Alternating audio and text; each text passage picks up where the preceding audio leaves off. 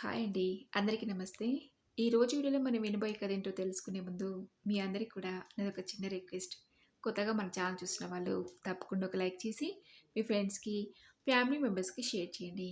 అలాగే ఇలాంటి మరెన్నో మంచి మంచి కథలు వినాలనుకుంటే ఛానల్‌ని వెంటనే సబ్స్క్రైబ్ చేసుకొని పక్కన ఉన్న బెల్ ఐకాన్‌ని క్లిక్ చేయండి. మరి ఇప్పుడు లేట్ చేయకుండా కథలోకెళ్ళిపోదాం. సాయంత్రం ఆఫీస్ నుండొచ్చి అలసటగా అనిపించడంతో సోఫాలో వాలిపోయాను. అమ్మని రావటం ఎప్పుడు గమనించిందో ఏంటో వేడిగా కాఫీ తీసుకొచ్చి నా చేతికిస్తూ, ఏంట్రా మొహం అంతా అలా పీక్కుపోయింది, ఆఫీస్లో పనేమైనా ఎక్కువైందా అడిగింది. మళ్ళీ అమ్మనే పని ఒత్తిడిలో పడి అసలు మధ్యాహ్న భోజనం చేశావా లేదా అడిగింది. కాఫీ సిప్ చేస్తూ, ఎన్ని పనులున్నా సరే నువ్వు ప్రేమగా కమ్మగా ఉదయాన్నే నా కోసం క్యారేజ్లో పెట్టే భోజనం తినకుండా ఎలా ఉంటానమ్మా. ఇదిగో నీకు అనుమానంగా ఉంటే నువ్వే చూసుకో. ఉదయం నువ్వు సర్దిన బాక్స్ అంతా ఖాళీ అయిపోయింది అని ఆఫీస్‌ని చూస్తూ టేబుల్ మీద పెట్టిన క్యారేజ్ కేస్ చూపిస్తూ అన్నాను. ఆ సరేలే కానీ నీకు ఈ విషయం తెలిసిందా? రేపు మీ బావ ఆదిత్య అమెరికా నుండి వస్తున్నాడట. నేను మీ నాన్న అత్తయ్య వాళ్ళతో ఎయిర్‌పోర్ట్‌కి వెళ్తున్నాం. నువ్వు రాకూడదు అడిగిందమ్మ. అమ్మ చెప్పిన దానికి ఎగిరి గంతేలైన సంతోషంగా అనిపించింది. ఏంటి? ఆదిత్య బావ అమెరికా నుండి వస్తున్నాడా? చాలా కాలమైంది చూసి అని ఆ వెంటనే నిరుత్సాహంగా, నాకు రావాలన్నా రాలేనమ్మా. రేపు మా ఆఫీస్లో ఆడిటింగ్ ఉంది. లీవ్ పెట్టడం అస్సలు కుదరదు. నువ్వు నాన్న వెళ్ళండి. ఆదివారం నాకు ఆఫీస్కి ఎలాగో సెలవే కదా. ఆ రోజు వెళ్ళి ఆదిత్య బావని కలిసొస్తానని చెప్పాను. నా మాటలకు అమ్మ, అందరూ కలిసి ఎయిర్పోర్ట్కి వెళ్ళి ఆదిత్యని సర్ప్రైజ్ చేద్దాం అనుకున్నానరా.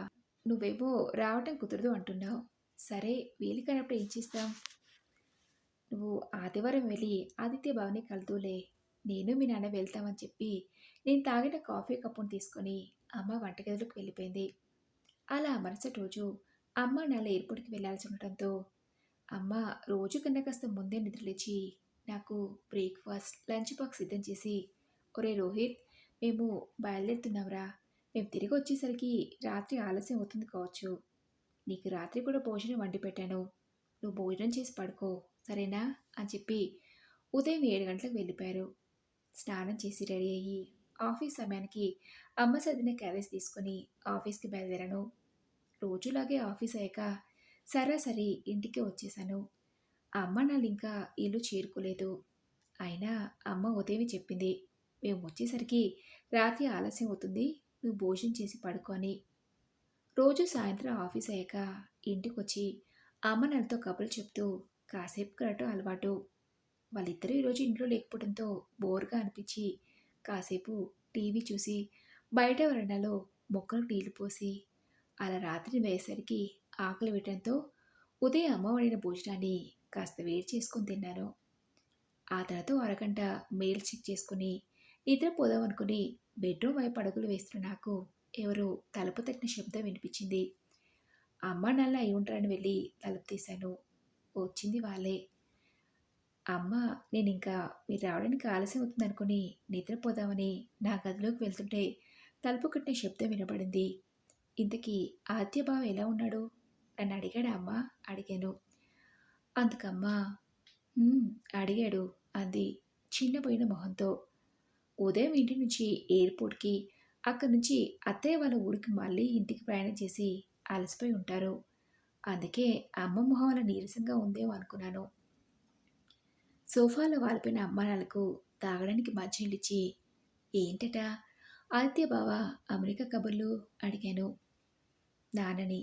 నా ప్రశ్నకి నాన్న వెంటనే సమాధానం చెప్పకుండా అమ్మానాన్నలు ఒకరి మొహం ఒకరు చూసుకుంటూ కాసేపు మౌనంగా ఉన్నారు. నాన్న నుంచి ఎటువంటి సమాధానం రాకపోవడంతో ఈసారి అమ్మ అడిగాను. ఏంటట ఆదిత్య బావ అమెరికా విషయాలు? ఎయిర్‌పోర్ట్‌కి మన బంధువులందరూ వచ్చారా అమ్మా అని. నువ్వు తప్ప అందరూ వచ్చారు. బంధువులు, స్నేహితులతో ఇల్లంతా నిండిపోయింది. సాయంత్రమే వచ్చేద్దాం అనుకున్నాం కానీ ఆదిత్య రానివ్వలేదు. మీ అందరి కోసం అమెరికా నుంచి బహుమతులు తీసుకొచ్చానంటే ఆదిత్య స్నేహితులంతా వెళ్ళిపోయేదాకా ఉన్నాం అని చెప్పిందమ్మా. అవునా? అంటే ఆదిత్య బావ నాకు కూడా ఏదో ఒక బహుమతి తెచ్చాడన్నమాట. ఏం తెచ్చాడేంటి అని అమ్మాయిలు వచ్చేటప్పుడు తీసుకొచ్చిన బ్యాగ్‌లను తెరిచి చూశాను. అందులో యాపిల్ కంపెనీ ల్యాప్‌టాప్ ఒకటి, ఓ సన్నని జ్యువెల్లరీ బాక్స్, స్మార్ట్ వాచ్‌లు ఉన్నాయి. వావ్! ల్యాప్‌టాప్ ఇదెవరి కోసం అడిగాను. అమ్మకేసి చూస్తూ. అందుకమ్మ మన ముగ్గురిలో ల్యాప్‌టాప్ అవసరం ఎవరికుంటుందిరా? అది నీకోసమే తెచ్చాడు ఆదిత్య అంది. స్మార్ట్ వాచ్‌ని చేతిలోకి తీసుకొని చూస్తుంటే అది మీ నాన్న కోసం తెచ్చాడట అంది. జ్యువెల్లరీ బాక్స్‌ని చేతిలోకి తీసుకొని చూస్తుంటే అది నా కోసమే. వాళ్ళ అమ్మకి నాకు ఒకేలాంటి నెక్లెస్ తెచ్చాడు ఆదిత్య. ఇవేనా మన బంధువులందరినీ గుర్తుపెట్టుకొని మరి అందరికీ మంచి మంచి బహుమతులు తెచ్చాడు. వాళ్ళు వీళ్ళు తెచ్చినవి చూసి మురిసిపోవడం తప్పితే నువ్వేమైనా అమెరికాకి వెళ్తావని ఆశనా? అక్కడి నుంచి మా కోసం ఇలాంటివేమైనా తెస్తావని ఆశ? అన్నాను నాన్న. ఈసారి ఆదిత్య అమెరికాకి వెళ్ళేటప్పుడు తనతో పాటు అత్తయ్య, మావయ్యని కూడా ఓ 6 నెలలు తన దగ్గర ఉంచుకోవడానికి తీసుకెళ్తున్నాడట. 3,00,00,000 పెట్టి ఈ మధ్యనే ఓ పెద్ద ఇల్లు కొన్నాడట అని చెప్పిందమ్మ. మరి అమెరికాలో జీతాలు అలా ఉంటాయి. ఇండియాలో లాగా అనుకున్నావా రాజ్యం? అన్నాడు నాన్న. ఒరేయ్ రోహిత్! ఆదిత్య ఈసారి కూడా అన్నారా? ఆదిత్యని కూడా అమెరికాకి వచ్చేయండి. మంచి జీతంతో కూడిన ఉద్యోగం దొరుకుతుందని అంది. అమ్మాళ్ళ అమెరికా విషయం తీయగానే అబ్బా! మళ్ళీ మొదలుపెట్టారని నా మనసులో అనుకుని పైకి ఏమీ మాట్లాడకుండా మౌనంగా కూర్చుండిపోయాను. నన్నలా చూసి వీడికి ఎంత చెప్పినా అర్థం కాదు. అయినా వాడికే ఉండాలి జీవితంలో ఎదగాలని. మనం అనుకుంటే మాత్రం ఏ లాభం అంటూ అమ్మాళ్ళిద్దరూ నా మీద అలిగి తమ గదిలోకి వెళ్ళిపోయారు. అమ్మా నాన్న ఎప్పుడూ అమెరికా విషయం తీసినా నాకు నేను ఇంటర్ చదివే రోజులు గుర్తొస్తాయి. నా పేరు రోహిత్. మా అమ్మ నాన్నలు కృష్ణప్రసాద్, రాజ్యలక్ష్మి దంపతులు. వాళ్ళకి మేము ముగ్గురం సంతానం. పెద్దక్క శ్రావణి, రెండో అక్క స్రవంతి, చివరగా నేను. నాన్న రెవెన్యూ డిపార్ట్మెంట్లో పనిచేస్తుండేవారు. అమ్మ డిగ్రీ వరకు చదువుకుంది. ఓ ప్రైవేట్ స్కూల్ టీచర్గా పనిచేసేది. మేమంతా చిన్నపిల్లగా ఉన్నప్పుడు ఉద్యోగం వెళ్ళడం కష్టమవుతుందని మానేసింది. నాన్న మేమంతా ఉన్నతంగా స్థిరపడితే చూడాలని మా అందరికీ మంచి చదువును అందించారు. పెద్దక్క శ్రావణి ఫార్మసీ చేసింది. రెండో అక్క శ్రవంతి ఆస్ట్రేలియాలో ఫోరెన్సిక్ సైన్స్ చేసింది. నేను ఇంటర్ చదువుతున్నప్పటి నుంచే అమ్మా నాన్నలు నన్ను అమెరికాకు పంపించాలని కలకనేవారు. ఇంటికి ఎవ్వరు వచ్చినా వాళ్ళతో 4 సంవత్సరాలు అంతే. ఆ తర్వాత మావాడు కూడా అమెరికాకి ఎగిరిపోతాడు. అక్కడ 2 సంవత్సరాలు ఎంఎస్ చదవడం, ఆ వెంటనే ఉద్యోగం. ఆ తర్వాత మేము అమెరికాకి, ఇండియాకి మధ్య తిరుగుతూ ఉండాలి అనేవారు. అమ్మ నాన్న ఆ మాటలు వినేవాడినే తప్ప నేనెప్పుడూ అమెరికాకి వెళ్ళాలని కలలు కనలేదు. నేను ఇంటర్ చదువుతున్నప్పుడు నా ముందున్న ఒకే ఒక కల నేను ఐఐటీలో సీటు సాధించాలని. ఇంటర్ చదువుతున్న రోజుల నుంచే ఐఐటీ కోచింగ్‌కి వెళ్ళేవాడిని. ఉదయం లేచింది మొదలు కాలేజీ, పుస్తకాలు, ఇల్లు తప్ప మరో ప్రపంచం అంటే ఏంటో తెలియకుండా కష్టపడ్డాను. నా కష్టం వృధా పోలేదు. ఐఐటీలో మంచి ర్యాంకులు సాధించి మద్రాస్ ఐఐటీలో సీటు సంపాదించాను. అలా 4 సంవత్సరాలు గడిచిపోయి నాది ఇంజనీరింగ్ పూర్తయింది. ఆ తర్వాత నెల రోజుల్లోనే హైదరాబాద్‌లోని పేరు పొందిన ఓ పెద్ద కంపెనీలో ఉద్యోగం వచ్చింది. మంచి జీతం. అయినా కూడా అమ్మానాన్నలిద్దరూ వద్దన్నారు. వాళ్ళకి నేను అమెరికాకి వెళ్ళి ఎంఎస్ చదవాలని, ఆ తర్వాత అక్కడే ఉద్యోగం చేసుకుంటూ స్థిరపడిపోవాలని. కానీ మొదటి నుంచి అమ్మానాన్నలు వదిలి అమెరికాకి వెళ్ళడం నాకిష్టం లేదు. ఉన్న ఊళ్ళోనే ఉద్యోగం చేసుకుంటూ హాయిగా అమ్మానాన్నల్ని చూసుకుంటూ ఉండాలనేది నా కోరిక. అలాగని నేను అమెరికాలో ఉద్యోగం చేస్తున్నా వాళ్ళలా సంపాదించడం లేదు అంటే అది కాదు. కాస్త అటో ఇటో అయినా వాళ్ళకి సమానంగా నా జీతం కూడా. అమ్మా నాన్న ఎంత వద్దని బలవంతం చేసినా నేను వినలేదు. వెంటనే ఉద్యోగంలో చేరిపోయాను. అప్పటికే మా ఇద్దరు అక్కల పెళ్ళిళ్ళయ్యాయి. పెళ్లి తర్వాత ఒకరు కెనడాకి, మరొకరు జర్మనీకి వెళ్ళారు. ఇదివరకంటే పట్టణాల నుంచి, అది కూడా ఆస్తిపాస్తులున్న కుటుంబాల నుంచి ఎక్కడో ఒకరు అమెరికాకు వెళ్తూ ఉండేవాళ్ళు. ఈ రోజుల్లో ప్రతి ఇంటి నుంచి ఒకరు అమెరికాకు వెళ్ళడం సర్వసాధారణమైపోయింది. ఆ అబ్బాయిలను చదువు, ఉద్యోగాల కోసం అమెరికాకు పంపిస్తే అమ్మాయిలకు విదేశాల్లో స్థిరపడే అబ్బాయిలతో పెళ్లి చేసి పంపించేవాళ్ళు. ఇప్పుడు అబ్బాయిలనే కాదు, ఆ అబ్బాయిలకి ఏమాత్రం తీసిపోకుండా అమ్మాయిలు కూడా పై చదువుల కోసం అమెరికా వెళ్ళడం సాధారణమైపోయింది. అంతెందుకు, నీ చిన్నక్క ఆస్ట్రేలియాలో చదువుకుని రాలేదా? ఇద్దరూ పెళ్ళిళ్ళు చేసుకుని విదేశాలకు వెళ్ళిపోలేదా? అలాంటిది ఐఐటీలో సీటు సంపాదించి ఇంజనీరింగ్ చేశావు. అయినా నీకు అమెరికా వెళ్ళినా ఇదే లేదేంట్రా అనేవారు నాన్న. నాన్న అక్కడ చేసిన ఇదే ఉద్యోగం కదా. అయినా ఇప్పుడు నాకేమైందని మంచి కంపెనీలో ఉద్యోగం, మంచి జీతం అన్నాను. నా మాటలకు నాన్న నేను ఇంకా వీడికి నచ్చే అన్నట్టు విసుగుతో అక్కడి నుంచి వెళ్ళిపోయారు. అప్పటినుంచి నాన్న స్నేహితులతో, మా బంధువులు కానీ ఏదైనా అమెరికా ప్రస్థానం వస్తే అమ్మ నాన్న నా కేసు చూస్తూ పైకి నన్ను ఏమీ అనలేక లోపలే బాధపడేవారు. అలా నేను ఉద్యోగంలో చేరి 4 సంవత్సరాలు అవుతుంది. ఈ విషయంలో ప్రతిసారి అమ్మ నాన్న నన్ను అనటం, నేను పట్టం మామూలు అయిపోయింది. అలా వారం రోజులు గడిచిపోయాయి. ఓ రోజు పక్కూర్లో ఉండే మా నాన్న స్నేహితుడు మోహన్ రావు అని మా ఇంటికి వచ్చారు. వాళ్ళ అబ్బాయి వేణు కూడా అమెరికాలో స్థిరపడ్డాడు. ఈ మధ్యనే ఓ 6 నెలలు అమెరికాలో ఉంటున్న తన కొడుకు దగ్గరికి వెళ్ళి అమెరికా అంతా చుట్టేసి వచ్చాడని నాన్నతో గర్వంగా చెప్పుకుంటున్నాడు మోహన్ రావు అంకుల్. మాకా అదృష్టం లేదని అమ్మ నాన్నలు నా ముందు పైకి చెప్పలేకపోయినా వాళ్ళ మొహంలో అది నాకు స్పష్టంగా కనిపించింది. ఆ రోజంతా మా ఇంట్లోనే ఉండి అమెరికా కబుర్లని నాన్నతో పంచుకొని ఆ మరుసటి రోజు ఉదయం తిరిగి వెళ్ళిపోయాడు. అలా 4 రోజులు గడిచాయి. ఓ రోజు పొద్దున్నే ఏదో ఫోన్ రావడంతో నాన్న చాలా కంగారుగా ఇంట్లో నుంచి వెళ్ళాడు. ఆ ఫోన్ ఎక్కడి నుంచి వచ్చిందో, ఎవరు చేశారో నాకు అమ్మకి అర్థం కాలేదు.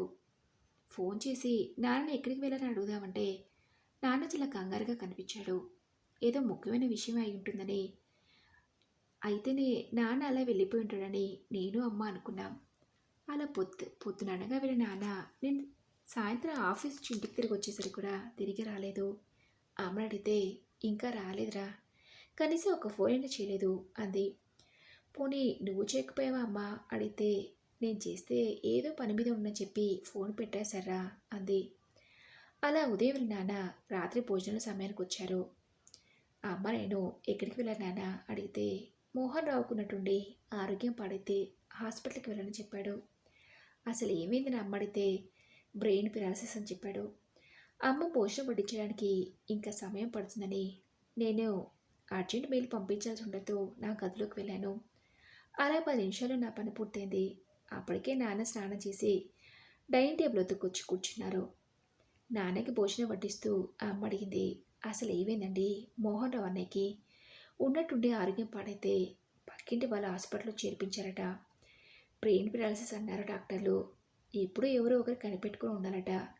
తను ఏం చేస్తున్నాడో తనకే తెలియదట అన్నాడు.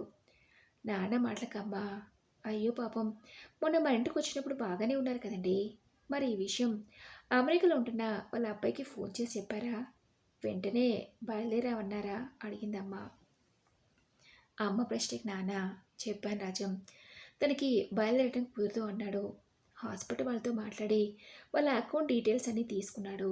డిశ్చార్జ్ చేస్తే ఇంటి దగ్గర చూసుకునే వాళ్ళు ఎవరూ లేరని హాస్పిటల్లోనే ఉంచి తను చూసుకోవడానికి ఓ నర్స్ని ఏర్పాటు చేయమన్నాడు. ఇంత కావాలంటే అంత డబ్బు పంపిస్తారట అన్నాడు. అయ్యో, అసలే భార్య కూడా లేదు. ఇలాంటి సమయంలో నాన్న వాళ్ళు ఎవరో ఒకరు దగ్గరుండి చూసుకోకుండా ఎలా? ఎన్నాళ్ళైనా హాస్పిటల్లో ఉంటాడు అని అమ్మ బాధపడింది. నేను కిందికి దిగడం గమనించి అమ్మ నన్ను ఆ విషయం గురించి మాట్లాడుకోవడం ఆపేశారు.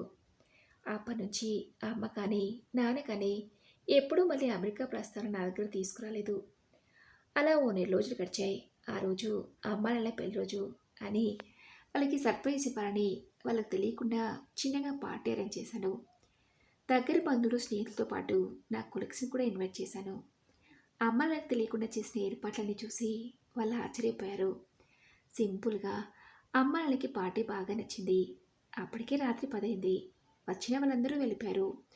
పడుకోబోయే ముందు అమ్మని అడిగింది, నాన్న రోహిత్, నీ కొలీగ్స్లో సన్నగా పొడుగా తెల్లగా ఉంది చూడు, ఆ అమ్మాయి పేరు ఏమో అన్నావు, మర్చిపోయానురా అని. ఓహో, ఆ అమ్మాయా? తన పేరు అంజలి అమ్మ. ఎందుకు అడిగావు అన్నాను. ఆ అమ్మాయి చూడగానే నాకు ఎందుకు బాగా నచ్చిందిరా. మీ ఇద్దరి ఈడు చూడు కూడా బాగుంది. ఆ అమ్మాయి మీద నీ అభిప్రాయం ఏంటి అడిగిందమ్మ. అందుకు నేను, అంజలి చాలా మంచి అమ్మాయి అమ్మ అన్నాను. మరి మీ ఇద్దరి పెళ్లి గురించి వాళ్ళ అమ్మ నాన్నతో మాట్లాడమంటావా అడిగింది. అమ్మని సడన్గా అడిగేసరికి నాకేం మాట్లాడాలో అర్థం కాలేదు. సిగ్గుపడుతున్నట్టు కనిపించడంతో, అబ్బో అదంతా సిగ్గే. ఒకవేళ అందరిలాగే వాళ్ళ అమ్మాయిని కూడా ఆ అమ్మాయికి ఈ అమెరికా సంబంధమో చూస్తున్నారా?